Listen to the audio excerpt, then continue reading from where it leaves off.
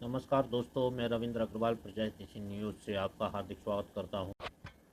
पहलगाम में हुए आतंकवादी हमले के विरोध में आज नवसारी में विश्व हिंदू परिषद और बजरंग दल ने एक श्रद्धांजलि कार्यक्रम का आयोजन किया। नवसारी नगर पालिका के बाहर ये श्रद्धांजलि कार्यक्रम का आयोजन किया गया, जिसमें बजरंग दल विश्व हिंदू परिषद से अश्वनी बारोट ने पहलगाम में हुए आतंकवादी हमले की कड़े शब्दों में निंदा की और उनके साथ में उपस्थित रहे हमारे पूर्व धारासभ्य पीयूष भाई देसाई सहित उपस्थित महानुभावों ने इस हमले की सख्त रूप से निंदा की और शहीद हुए हमारे देश के नागरिकों को श्रद्धांजलि अर्पण की। जय हिंद, भारत माता की जय।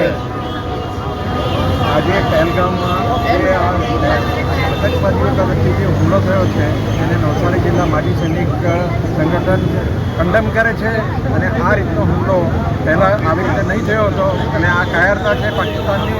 ગત 22 તારીખે કાશ્મીરના પહેલગામમાં જે આતંકવાદી હુમલો થયો પાકિસ્તાની મુસલમાની આતંકવાદીઓ દ્વારા અને હિન્દુઓને પૂછવામાં આવ્યું કે તમે હિન્દુ છો કે મુસ્લિમ છો, કલમા પડતા નથી આવડતું તો કપડાં ઉતારી અને એ લોકોની નિર્મમ હત્યા કરવામાં આવી છે, ત્યાંને ત્યાં ગોળીઓથી મારી નાખવામાં આવ્યા છે। આ એક બહુ મોટું ષડયંત્ર આખા દેશને વિભાજિત કરવાનું થયું છે। હમણાં થોડા દિવસ પહેલાં બંગાળમાં પણ આ જ રીતે હિન્દુઓની નિર્મમ હત્યા કરવામાં આવી છે, બહેન દીકરીઓ પર બળાત્કાર કરવામાં આવ્યા છે અને ભારત દેશને કંઈ પણ રીતે ખંડિત કરવાનું આ લોકોનું એક મોટું ષડયંત્ર છે। એને લઈને સમગ્ર રાષ્ટ્રમાં એકદમ આક્રોશ છે। આજે નવસારી શહેરમાં વિશ્વ હિન્દુ પરિષદ, બજરંગ દળ અને તમામ ભગીની સંસ્થાઓ સાથે આજે એક શ્રદ્ધાંજલિનો કાર્યક્રમ જે પરિવારોના સ્વજનો ગયા છે એના માટે શ્રદ્ધાંજલિનો કાર્યક્રમ રાખવામાં આવ્યો છે અને સાથે સાથે હું વિશ્વ હિન્દુ પરિષદ બજરંગ દળના માધ્યમથી નવસારીના શહેરીજનોને અપીલ કરું છું અને ચેમ્બર્સ ઓફ કોમર્સવાળા પણ અહીંયા ઉપસ્થિત છે તો બધા સાથે રહીને આવતીકાલે નવસારી બંધ રહે એવી મારી અપીલ છે। આ કોઈ પણ એલાન નથી કે નહીં કોઈ કાર્યકર્તા બંધ કરાવવા આવશે। આ સ્વૈચ્છિક ભાવનાનો વિષય છે, સંવેદનાનો વિષય છે। તો મારી અપીલ છે, વિનંતી છે કે આવતીકાલે આપણે બધા નવસારીવાસીઓ સમગ્ર નવસારી બંધ રાખીએ।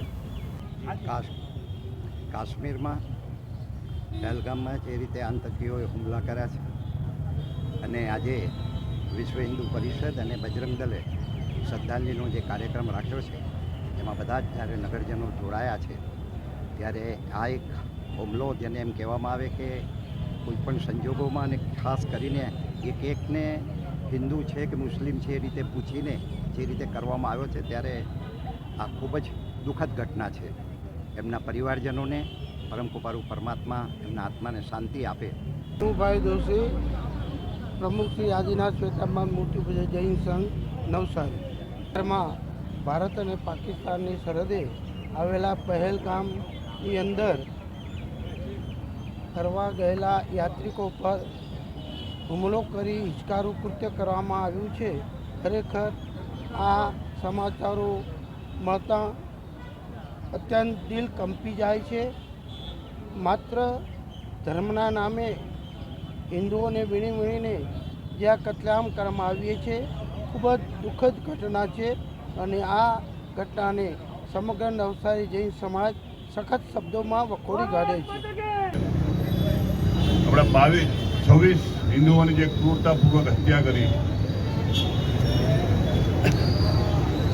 તેઓના પત્ની અને બાળકોની સામે એ હિન્દુઓ હોવાનું પ્રમાણ કરવા માટે એના કપડાં ઉતારી અને હત્યા કરવામાં આવી છે। પ્રમાણ થયું કે હિન્દુ છે, ત્યાર પછી એને હત્યા કરવામાં આવી છે। તો આ જે કાંડ છે તેને હું પોતે મારી ભાષામાં મુસ્લિમ જિહાદ ગણું છું, માત્ર ત્રાસવાદ નથી ગણતો। હિન્દુઓ આ ઘટનાથી સમગ્ર હિન્દુ સમાજ કોઈ નાત જાત ભૂલી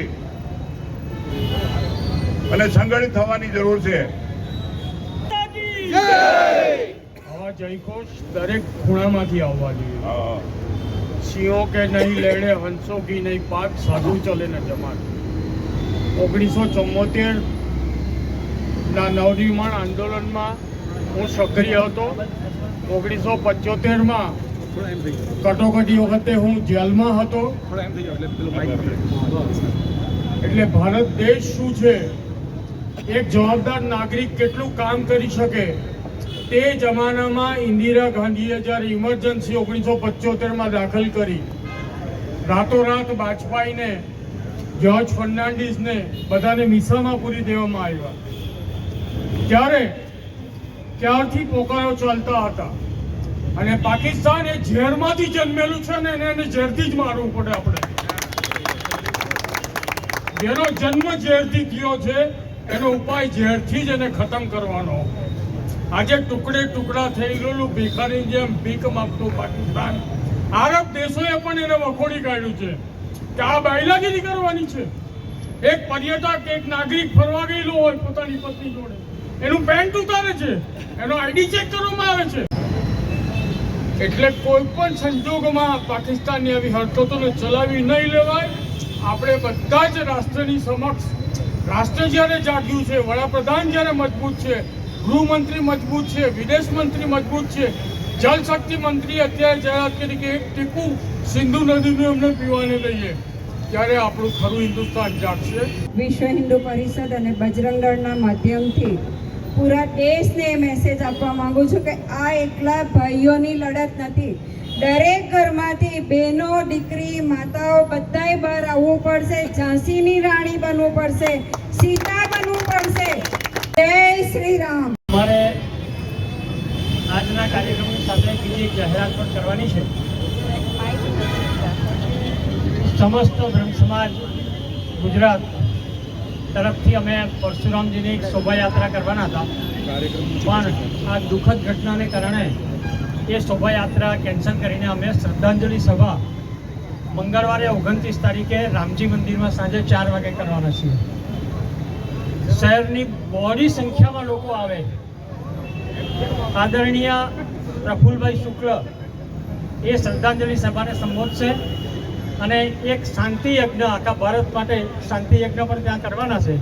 એટલે આપ સૌ એક નાની આહુતિ આપવા માટે ત્યાં પધારશો. અને આજે આ જે ઘટના જે બની છે એ ઘટનાને હું ખૂબ હૃદયપૂર્વક એવું માનું છું કે આ ક્યારેય ના બને આપણા ભારતની અંદર.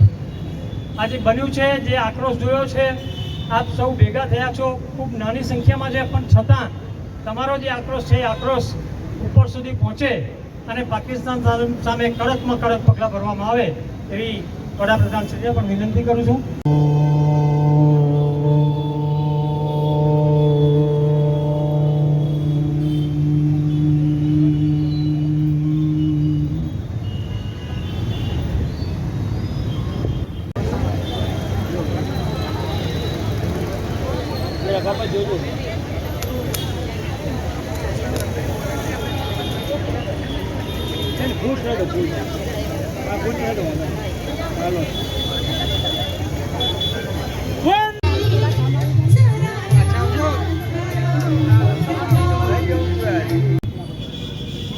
કાશ્મીરના પહેલગામમાં અને આખો દેશ આજે આક્રોશિત છે.